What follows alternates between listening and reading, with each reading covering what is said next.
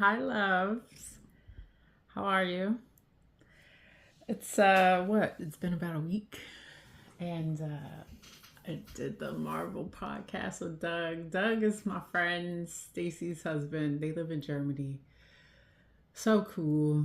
I love and I miss them. Um, I had no idea that Doug was such a huge Marvel fan, and he had his shirt on. He was ready. It was good. We talked for like 3 hours.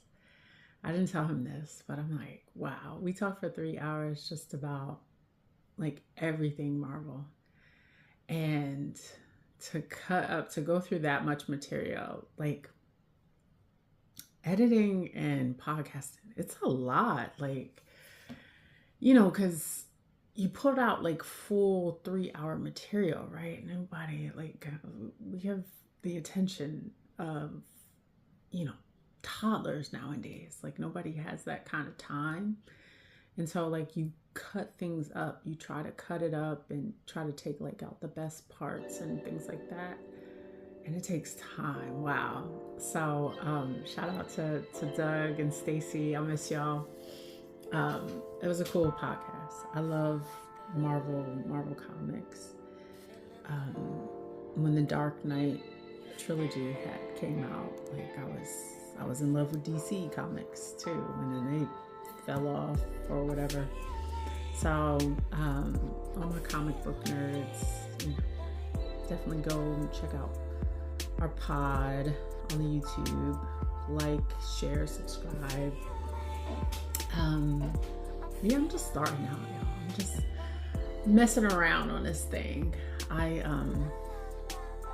don't really know what I'm doing, but I'm learning, right? I'm watching other podcasters and I'm learning and I'm taking notes and things like that, because I don't know, it's something. I love talking. I love people and sharing.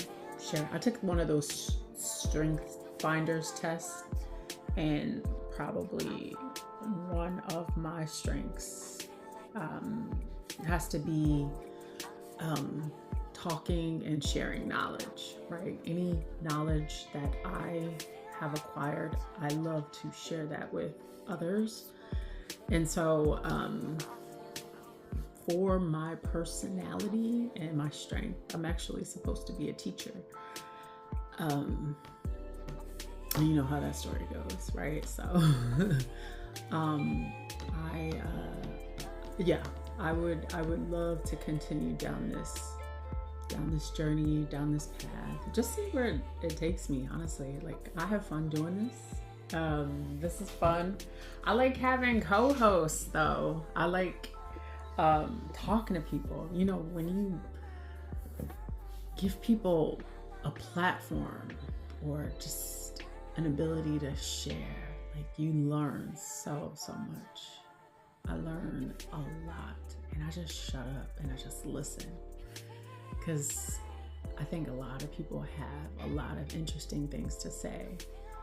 And if we just listen to one another, like, really truly, not listen to respond back, but like actually listen to the person, you uncover a lot about them, and it's kind of cool. It's you kind of get into their mind a little bit. And I don't know, I was like a psych major for like, I don't know, 2 months. Then I switched to business, but I still enjoy. I still, life conversations and things like that. This thing called life is a journey, and we're all trying to get through it. So, and that's podcasting in a nutshell. But how y'all doing? I'm doing okay. I'm doing a lot better. Spring is officially here. This is like my time where I sort of come alive. I come alive during spring, probably because my birthday is around the corner. And so I get like really excited. So it really is like a new year for me. Winter, I definitely hibernate. Like, I don't go out as much. I don't, even in Texas, moving from the East Coast to Texas. So I guess that November, December, January time frame, you do not see me outside a whole lot. I kind of go into a cocoon just naturally. And I notice a mood change for sure around spring, and especially when May is approaching. May is my month. May is my son's month. So yeah, no, I'm fully outside. I'm back outside, doing a lot more things, going on excursion, little things like little side trips and things like that, weekends and things. So we'll see. I don't know. I don't have any plans as of yet, but I like spontaneity a little bit too. I like when inspiration just hits me, and I'm just like, when that inspiration does hit me, I go like, I don't know. My family could kind of tell you, like, I can get obsessive about certain things. Like when I'm curious about it, like if I'm curious about a place, I will research to like hours. I could spend hours researching something, scouring the internet and books about it. So that's what I'm waiting for, honestly. I may go to the UK with my cousin in August. Yeah, I think I'm trying to shoot for a UK trip in August, right before school starts. We want to do something with the kids. So, but we'll see how that goes. You know how that goes. God has other plans. Ooh, I got a hair on me. What's going on? Have y'all seen that TikTok trend? I jumped on it. I'm not gonna lie. I like stuff like this. Like, I love TikTok. TikTok is mostly my jam. That's where you mostly find me at on social media, is TikTok and YouTube. I'm always on there, and the women in their 30s and 40s trend, y'all know I had to jump on that with Beyonce's Check Up On It live song. I think she did that when I Am Yours tour, and so everybody uses that clip and post in there, like women in their 30s and 40s. And it was just like, it was nice. I like that trend. I jumped on it. I created my own little video. Cause to be honest, like 80s babies out here, we're killing the game. It's far cry from like our parents and our parents' parents. Like I don't know, I feel like we have 40 is just like, you still got a whole lot of life. I still feel very young. Like my body sort of, with my arthritis, I kind of, body and bone wise, I feel 41. But like spiritually, like inside, like I still like have a whole lot of life in me. I still feel very young, very goofy, very much like 17, and I still like, you know what I mean? The little girl stuff and doing girl stuff and, stickers, decorating my water bottle with stickers and all that kind of cute girly stuff, At 41, I still watch, I still watch these, like, the movies in high school. 10 Things I Hate About You was my jam back in the day. She's All That.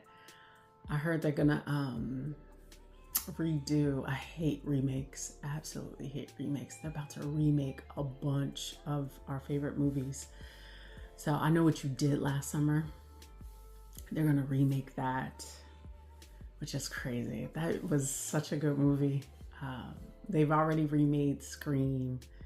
They're gonna remake The Bodyguard. Oh, I like whoever thought of that. Whose ever idea that was at Warner Brothers, like, should be slapped in the face. Like, you do not touch Whitney Houston and Kevin Costner. Like, that's royalty, dude. Don't fuck that up, please. They're gonna remake that classic, 92. And that was such a, what, I think I was like 8 or 9 or whatever when that movie came out. So good. So good. I remember my uncle singing. He was the queen of the night. Oh, shout out to Uncle Melvin.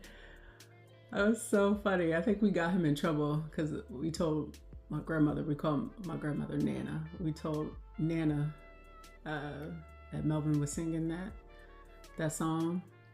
And I think he got in trouble. Sorry, Uncle Melvin, blowing up your spot, but it was fun. Good times, good times. I had a pretty good, funny childhood growing up with my cousins and things. But yeah, no, growing up in the 80s and early 90s, it's like, it was almost like a second renaissance, almost. Like, music, movies were the shit. They don't make them like they used to anymore. I lived at the movie theater at one point because where I lived in New Jersey, there was a movie theater right like by my house that you could actually walk to, and there every weekend watching whatever kind of movie, you know. And it's interesting because my mother was very strict with me, but I got to watch rated R movies. Never understood that at all. But yeah, any movie, you know, rated R. Showgirls. I think I saw that at like 14. Watching Showgirls. And just crazy. I think I saw like Basic Instinct when I was like 12. Nuts. I could not believe my mother let me watch that stuff. But now 30s and 40s, that's cool. I like the time in which that I grew up and became an adult and raised my son in, because it was like, even the early 2000s was like, it was just popping. Things were just like moving so fast, and I don't know. I'm fearful for his generation because there's a lot of uncertainty with his generation and just like the current landscape of the world, and I want them to enjoy, you know. I kind of feel like they're not going to enjoy as much. And we millennials is interesting because it's almost like we're numb to the bullshit now. You ever see those like millennials? Like, we've been through our like 4th recession. We've been through 9/11. We've been through like 2 wars are now already. So we're kind of a little bit, it's sad, but we're a little desensitized to like bullshit in the world. And now we're going into our like, what, 5th recession with these damn tariffs. You know, we don't take nothing serious at all. We just keep on living and partying. The whole world is falling apart. and millennials are outside like it's nothing. Um, but yeah, I'm off my soapbox. What else? Oh, I went to Ulta today, and I bought. So Beyonce released her hair care line. I don't know if it's her or her mother, who created this hair care line, but it's called Sacred, and I wanted to try it. I want to see what the buzz is about. It's available in Ulta. It's not something that you can order online. I think a lot of her other previous like product launches, I think they've all been online things. And I'm still very much a person who like goes to the store and feel and touch things and try things on and stuff like that. So yeah, I went there to Ulta today, and I wanted to try it. I wanted to try her hair products, and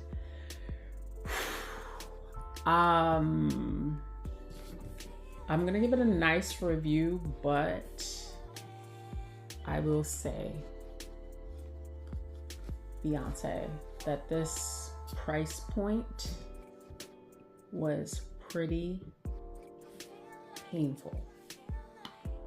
So I got like the mask, and I spend, for good product, I will spend some money because, I'm crazy like that. Hair care, skincare products, if it's good, I'll break the bank a little bit for it, if it works.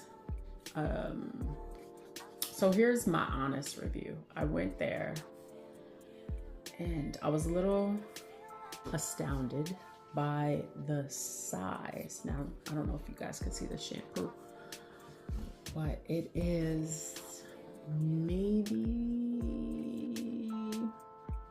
7 to 8 inches tall. Do I have my ruler? No, I don't have my ruler. This bottle is like 7 to 8 inches tall. How many fluid ounces? 8 fluid ounces. This was like $31. This was $31 for 8 fluid ounces. And I was like, damn. Not a whole lot of product. Then I got the conditioner and the deep conditioner and the hair lotion and the oil. And I wanted to try it all. It smells really nice. I like the unique, it's like subtle, powdery, I can't explain it. What's in there? Moringa. Yeah, it's like the subtle powder, earthy kind of smell to it. It's very light fragrance. It's not like overpowering. But I was so I went to Ulta to get it, and I washed my hair with it. So I did the shampoo first. I didn't buy the clarifying shampoo, but I did the shampoo, the conditioner, and deep conditioner, and it was nice. It lathered up really, really nice. It has a nice lather to it. But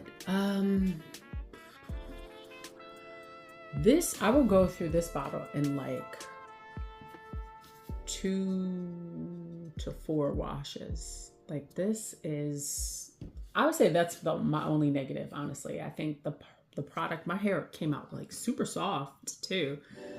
So I used it and I just let my hair air dry, and it came out really nice. Even like my curls were like, you know what I mean?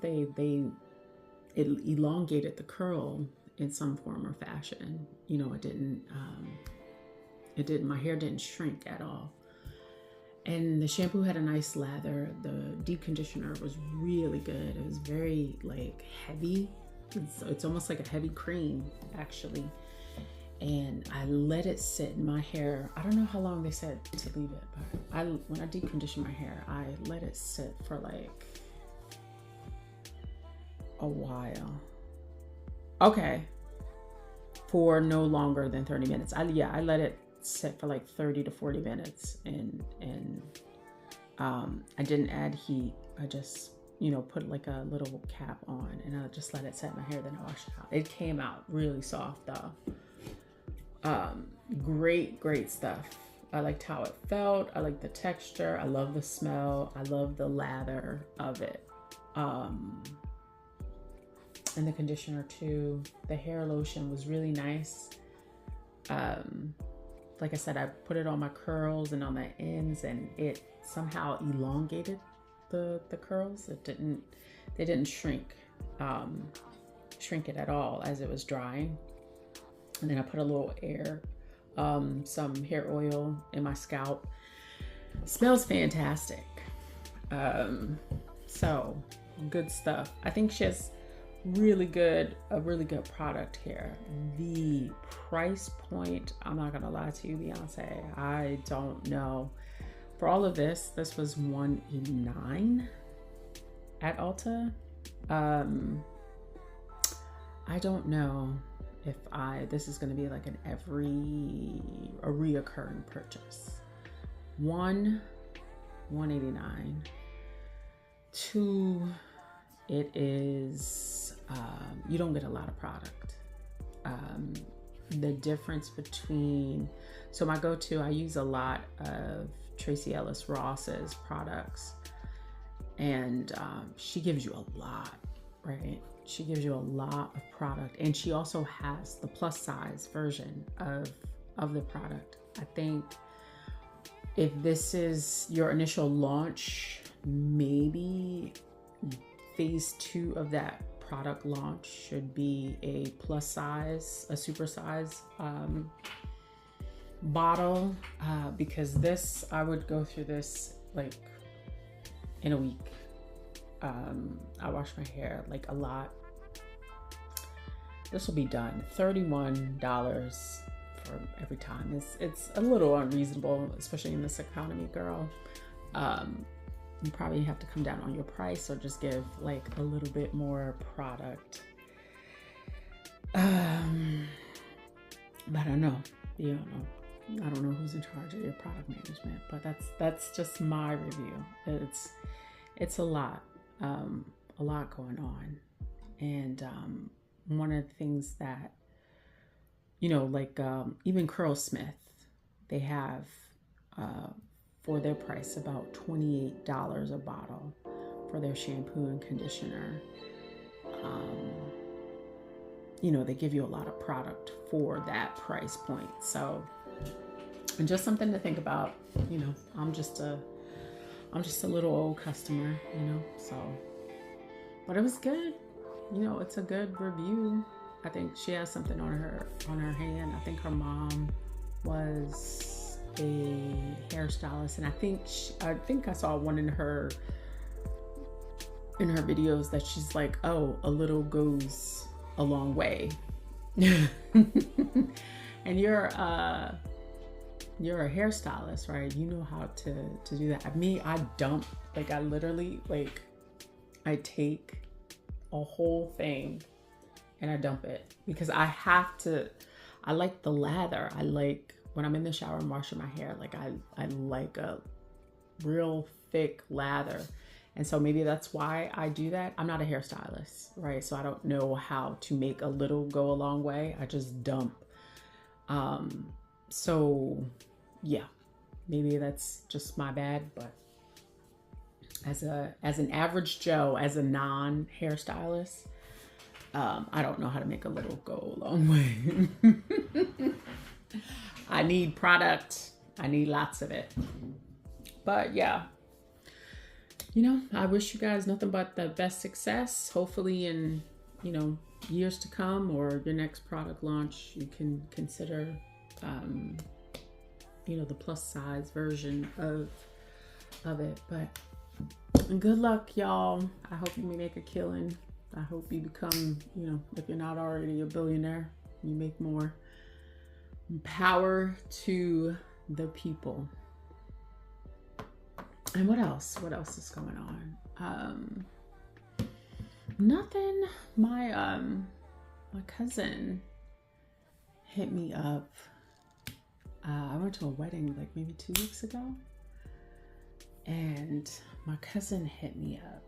I had posted something, and I got, oh my God, y'all, I'm trying not to get emotional as I'm talking about this. But she hit me up and she's like, dude, how did you lose the weight? And she's like, I'm struggling. And yeah, I get it. I get it. I wrote back to her. I was like, I get it, bro. I've been there. For all of you who don't know my story, and I posted a little bit on my weight loss journey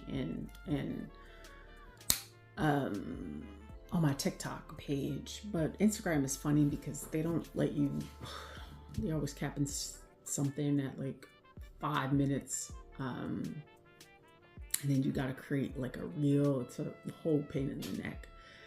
But I was talking about my weight loss journey, and I took it back. Like, so maybe I want to say like 37, 38. Like, I gained probably around when I moved to Texas. So probably around 2019, I gained like an extra 20. Then during like COVID, oh God, y'all, I must have gained like 30 pounds during COVID. And it was nothing of, no special story, nothing else behind it. It was just like eating like shit. Eating like shit and not doing anything. I would say would be my downfall, because I had, for a huge chunk of my life, right? I ate like shit, like the majority of my life. Constantly eating out, my mom and my parents in general, like very busy. My dad was a mechanic, my mom was a nurse, and just hours at whatever job, and getting us home, taking us, my brother to football practice, and me to whatever, track practice or tennis and things like that. Like, just didn't have a whole lot of time to cook, right? So we ate out a lot. So I want to say majority of my life, I'm going to be 41, majority of my life, I have always just eaten out, right? Fast food, clean, junk food. Oh my God, my mom is like the junk food queen. She, our house was always filled with snacks. Cake, cookies, chips, you name it. And for the longest time, nothing happened to me. Like, nothing. I could eat. There was a time, y'all, that I could eat 2 quarter pounders with cheeses and a large fry from McDonald's and a supersized, I don't know, Sprite. And I could put those down, not even gain 1 ounce. And I ate like that for years. And then I noticed my metabolism change a little bit when I had my son. So I had my son at 25 years old. And I gained 40 pounds when I got pregnant with him. I dropped 20 instantly after I gave birth. And then I had 20 pounds that just kind of just hung around. So for the longest time, I stayed in that 170 range. And that was where I stayed for like majority of my 30s too. Like 170, I would, you know what I mean, go on vacation, go to the gym and lose like 5-10 pounds, right? For that short period of time, or whatever flight of fancy diet or whatever thing that was popular. I could get down to 165. But yeah, before I got pregnant with my son. I think I was like around like 150. And then I stayed 170, and I carry my weight like throughout my entire body, right? Like, so it spreads all over, like my face, my arms, my thighs, my belly, whatever. Like the weight just, so it's actually it's difficult to sort of notice, right? I can only tell by my clothes or just getting on the scale with it, with the weight gain. But I want to say around 36, that weight was just not coming off. That was I was just, I don't know, just running and gunning too. And I like thick Tranise, you know, thick Tranise was, she was fun. My son and Mike and I, we have like a running joke. They were like, yeah, no, we kind of miss, you know, the old Tranise, right? She had fun. We used to go out to eat and everything. And it's true. I was making money. I was traveling. Like, I look back on pictures and I see like my face and it's like this. And I don't, you know, I was like, man, that girl she was living. She was eating good. Yeah. But it was not healthy, right? It wasn't sustainable. It wasn't sustainable. I knew things had to change. And yeah, I want to say like right around COVID, maybe 2 years after COVID, like, whew, I got up to 226, almost 230 pounds. And that weight was not moving. I tried everything, y'all. I tried a lot of stuff to get that weight down. And it was just mostly, yeah, like, you know what I mean? Like I did keto too around, yeah, I was around 38, 39. Yeah, so this was maybe in 2020. I did the keto diet and I lost a bunch of weight off of that. But the story of my life, the minute I do something and I'll do something good for like 6 months. I'll be really disciplined and really sticking to like a diet or something like that, lose a bunch of weight, feel great. And then it will come all back. Oh, I would gain all my weight back. And that was like a repeated cycle throughout like my 30s. Was just like, well, I'll go to the gym, I'll, you know, do Atkins, I'll do the Mediterranean diet, I did keto, bunch of stuff. And the minute that I stopped, that thing just come. I would say keto was probably the worst because I had no carbs for months. And the minute I introduced carbs back, I blew up like a balloon. Oh, and I'm not kidding you. Like 226 was like probably my heaviest. Probably the beginning of 2022 was probably the heaviest that I had gotten. And it was, oh my God. I didn't feel good. To be honest with you, like it wasn't even about, you know, superficial reasons and how I look and stuff like that. I just, I didn't feel good at all. Like I remember going to Texas and like, I don't know, hiking and stuff like that. I'm all out of breath. And just like simple things like you sort of kind of take for granted. Like I didn't sleep well. My clothes, you know, I would have to buy. That's probably one of the biggest like telltale signs, right? Is my clothes, right? Going from, I've always medium, right? I always got like a medium size of everything. And then going from like large to like extra large. It was just like, ooh, that really hit me. That really hit me. And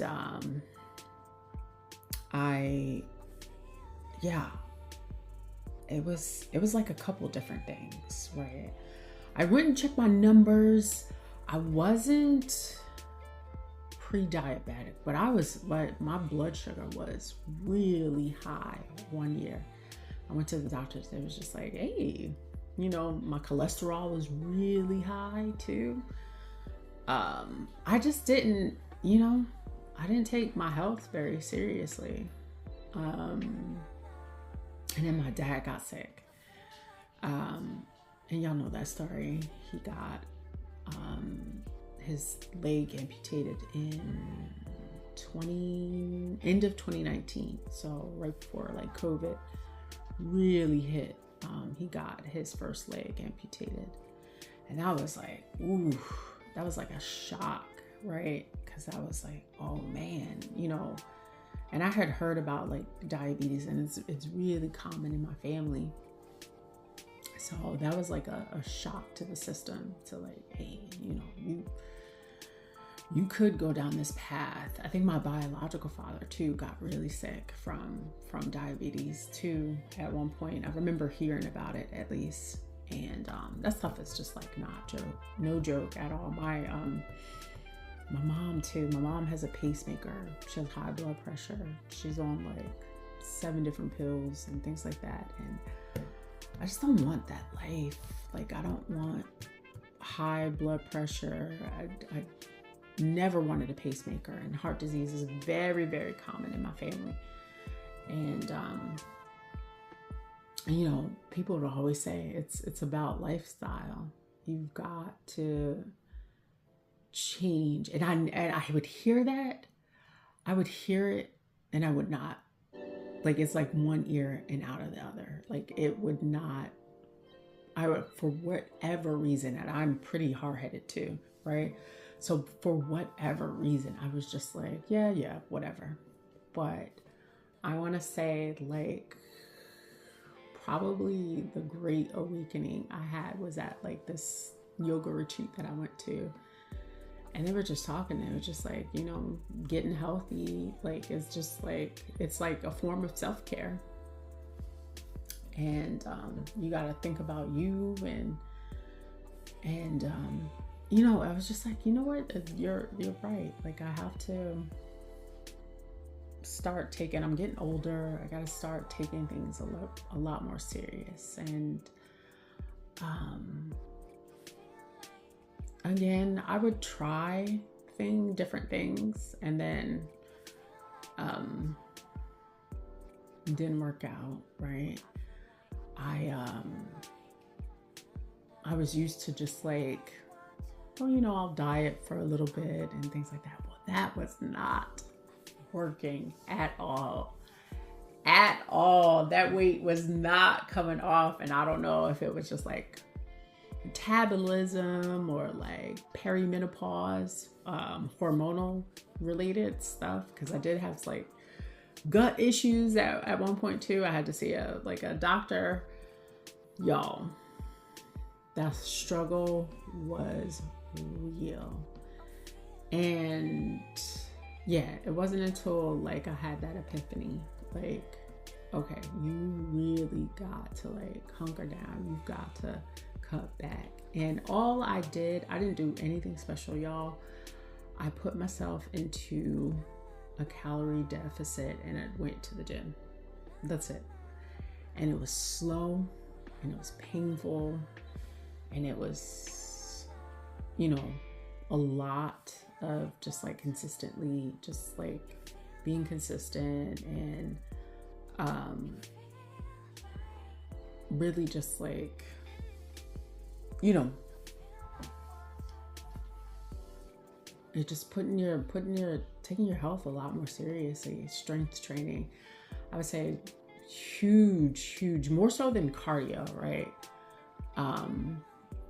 Because I had always thought that cardio, running around the neighborhood and stuff like that, getting your heart rate up, is the way to go. And I think cardio is helpful, but I would say building muscle strength training was probably more effective for me this time around. And I'm only speaking for me, right? Like everybody, I think everybody's built different, right? So I can only tell you what worked for me. Everybody is built different. Everybody, even people who ask me about losing weight and things like that, I'm like, go check your numbers, right? I always tell them, check your numbers. There's probably, you never know if there's an underlying condition, right? Insulin resistance and things like that. Check your insulin, check hormonal women. We've got like PCOS, right? There's a lot of women with PCOS that have trouble losing weight. I know I've had my fair share of issues. So the first thing I say is just like, check your numbers, see what's going on with you internally first, and then work with a doctor to come up with like a plan, and things like that. And,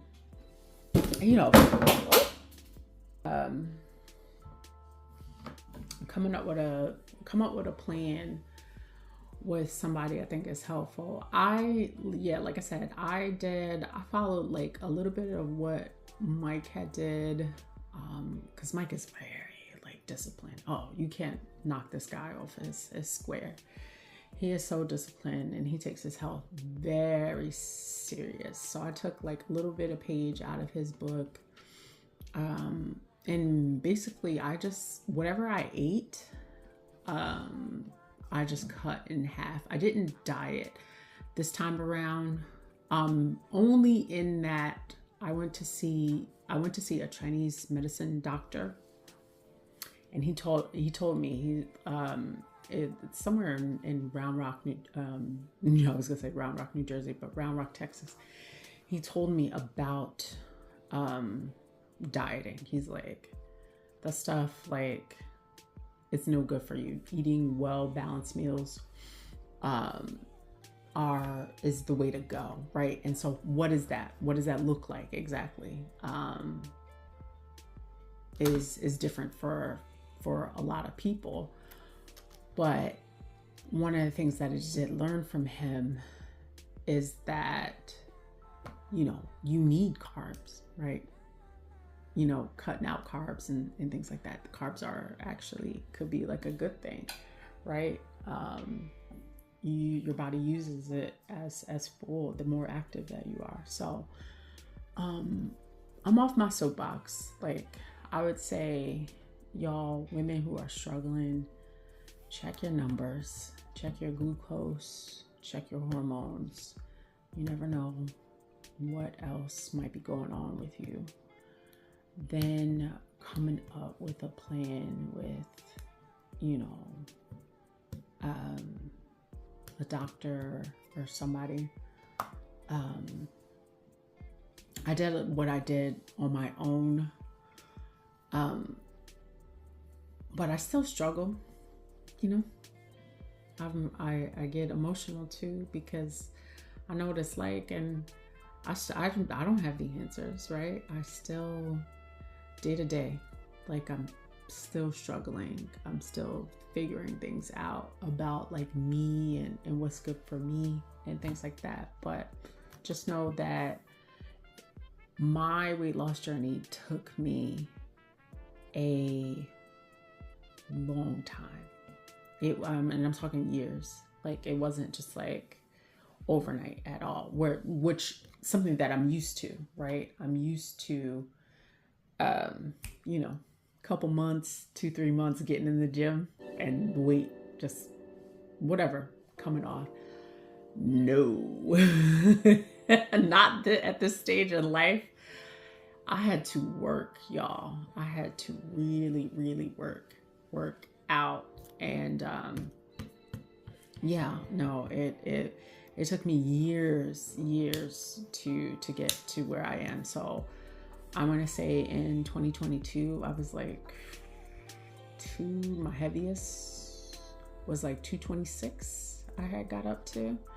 And I'm talking about like going to like urgent care, right? And getting on those medical scales, right? And my weight fluctuates too. Like I can retain water too. Like 2 to 5 pounds of water. But I think I got on a scale at an urgent care getting a physical, and that scale said 226. I said, God damn. I got up there. And then my first 20, I want to say that took me like 6 to 8 months to drop 20. And that was good. I was fine because I was averaging about like a pound a week, which is safe.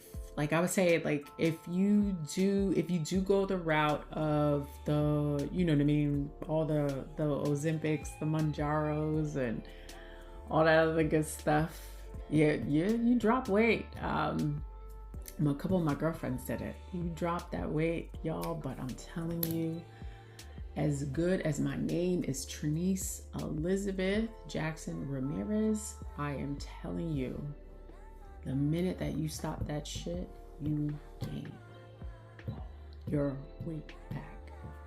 So that's the thing about dropping weight like fast and going that way. Like, yeah, you lose a lot. Probably more than you intended to, but as soon as you stop, that's the consequence. That happens a lot. So I would say, if you're good, be good. Be good with it. Be good and be consistent. Change. Don't look to, you know what I mean, that stuff for like the permanent. You have to make the lifestyle change. No tea, no shade at all. Shout out to my Ozempic girlies. I love y'all. Y'all look good. I do have a little bit of hate because I had to do it the long drawn out way. But whatever works for you. I don't know what your medical history is and things like that. But mine was slow and painful, and it took me years. I want to say, so yeah, maybe the beginning of 2022, I was like 226, and I'm 159 now, and I fluctuate, right? Again, with like water retention, so I could be like 159, and then other times I could be like 155 or 160. You know how that goes. But yeah, no, boo. Do you figure out what's best for you? Everybody's different. Everybody's body's different. Everybody's genetic makeup is different. And so what works for me may not work for you. But good luck with figuring it out. And I just remember that like every day is a new day, right? So even if you have to start over again, you know what I mean, you screwed up some form of fashion, you're on your path, you're on your weight loss journey. Like, I think us as women, like, we get really down on ourselves and then we just like sort of give up. I'm here to tell you that don't give up. Don't get down on yourself. Don't put that kind of pressure on yourself. Think of it, this is like a lifelong journey that you're on, right? Every day is a new day. Some days you have good days and some days that you have bad days. But just keep going. Keep going. Even, if it's 20 minutes that you can give, and then the next day you don't have anything left. It's something. Try to do something. Walk. power of, we really underestimate the power of walking. Walking is, we're built upright, you know. The power of walking is like incredible. One of my aunts, like, she used to walk the neighborhood, and she lost a bunch of weight just by, 2 to 5 miles a day, just walking. The power of walking is really something, You don't have to do, I think a lot of us have it in our mind that we have to do a bunch of cardio. But cardio raises cortisol levels. Cortisol levels are not good for women our age. So, there's that. But I don't know. I don't have the answer, Sway, but I'm rooting for y'all. If y'all ever need an accountability partner, I would love to be that for you. I would love to support other women, especially when they're struggling, because I know the struggle. And hit me up anytime you just want to talk, anytime you just want to just be like, oh God, I fell off the horse and whatever. I'll help you.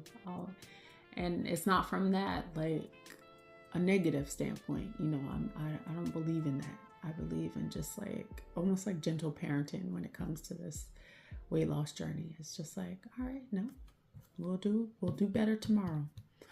Reset, refocus. Every day is a new day. And I'll leave y'all with that. So, can't wait for the next pod until we meet again, everybody. Happy Easter and hope all goes well. Bye.